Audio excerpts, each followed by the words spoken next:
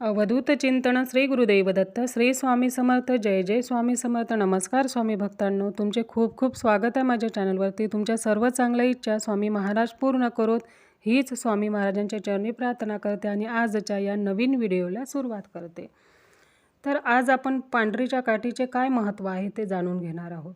पांढरीची काठी खूप दुर्मिळ अशी वनस्पती आहे। ही वनस्पती कोकणामधील भागात जंगलात आढळते। पांढरीच्या काठीचे मुख्य वैशिष्ट्य म्हणजे हे लाकूड पाण्यात तळाशी बुडते।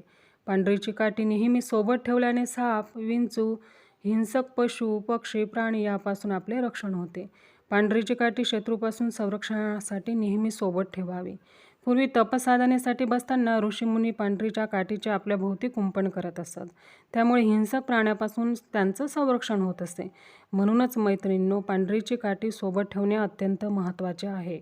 तसेच पांढरीची काठी स्त्रियांनी आपल्या संरक्षणासाठी नेहमी सोबत ठेवावी, म्हणजेच गळ्यात, हातात किंवा दंडावरती धारण करावी किंवा पॉकेटमध्ये ठेवावी। त्याचबरोबर आपल्या घराच्या मुख्य दरवाजाला सुद्धा पांढरीची काठी बांधावी। घराचे संरक्षण होते, वाईट शक्तींपासून घराचे रक्षण होते आणि कर्णीबाधा, नजरबाधा घरापासून लांब राहतात। मैत्रिणींनो, तसेच पाळीव प्राणी जसे की शेतकरी दादांनी त्यांच्या गायी, बैल, म्हशी, बकरी यांच्या गळ्यात पांढरीची काठी बांधावी, प्राण्यांचे संरक्षण होते।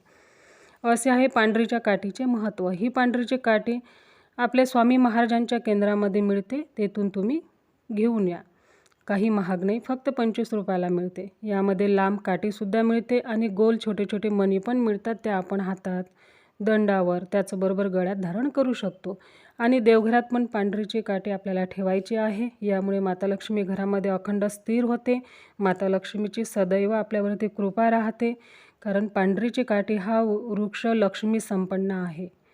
घरात पैसा टिकून राहतो आणि पैशाला पैसा जोडला जातो। यामुळे मैत्रिणींनो, देवघरात आवर्जून पांढरीची काठी आपल्याला ठेवायची आहे।